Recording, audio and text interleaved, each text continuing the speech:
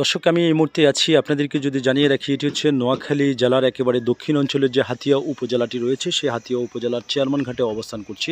দর্শক, এখানে দেখতে পাচ্ছেন যে অনেকগুলো বোট এসে কিন্তু এই চেয়ারম্যান ঘাট এসে ল্যান্ড করেছেন। আপনারা জানেন যে নদীতে, প্রিয় দর্শক, মাছের অভিযান দিয়েছেন, 22 দিন বন্ধ থাকবে। সেটাকে কেন্দ্র করে এখানকার যারা মাছ ধরনের লোক রয়েছেন এবং জেলে রয়েছেন, তারা কিন্তু তাদের বোটগুলোকে একেবারে চেয়ারম্যান ঘাট ল্যান্ড করে কিন্তু তারা জালগুলো গোছাচ্ছেন এবং যে জালগুলো ছিঁড়ে গিয়েছে সেগুলো তারা ঠিক করছেন। আমরা এখন কথা বলবো এখানকার একজন ভাইয়ের সাথে। ভাই, আসসালামু আলাইকুম, আপনার নাম? আমার নাম মোহাম্মদ জসিমউদ্দিন। জসিম ভাই, আপনাদের এই অভিযানটা কতদিন চলমান থাকবে? মাছ ধরার মানে নিষিদ্ধ? এটা অভিযান আপনার থাকবে 22 দিন। 22 দিন।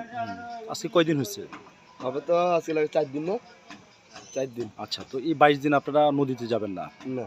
এই যে এখন যে কাজগুলো করতেছেন, জালে কি করতেছেন এগুলা?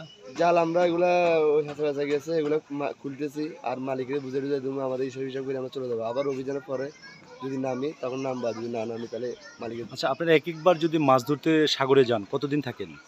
5 দিন, 6 দিন, 4 দিন এইভাবে থাকি। আর খাওয়া দাওয়া আপনাদের কোথায় হয়? সব বোর্ডে। সব বোটে? হ্যাঁ। মানে এখান থেকে যাওয়ার সময় আমরা ঘাট থেকে খাওয়ার নিয়ে যান? আচ্ছা আচ্ছা। তারপরে আবার মাছ ধরা শেষ হলে 4 দিন 5 দিন পরে আপনারা আবার চেয়ারম্যান ঘাট এসে আপনাদের বোটটাকে ভিড়ান। হ্যাঁ, বিরাট। ভিড়ে এখানে যে মাছগুলো হয় সেগুলো আড়তে দেন। আচ্ছা, ওইখান থেকে আপনাদের বেতনটা কি রোজ হিসেবে নাকি আপনারা কমিশন হিসেবে? এটা হলো আপনার মানে আমরা বাকি হিসাবে, তো যদি 5 লাখ টাকার মাছ বাড়ি 12,000 কাটি, মালিকের অর্ধ আমাদের অর্ধ। ধন্যবাদ। দর্শক, আমরা কথা বলেছি এখানকার যারা মাছ ধরেন, আসলে তারা জীবনের সাথে ঝুঁকি নিয়ে কিন্তু সাগরে যান মাছ ধরার জন্য। তারা এমনটাই আমাকে জানিয়েছেন যে তারা আসলে কমিশনে মাছগুলো ধরেন। দর্শক, তো এই ছিল আমার কাছে নোয়াখালী সুবর্ণচর, নোয়াখালী হাতিয়া উপজেলার প্রিয় দর্শক, চেয়ারম্যান ঘাট থেকে সর্বশেষ খবর। দর্শক।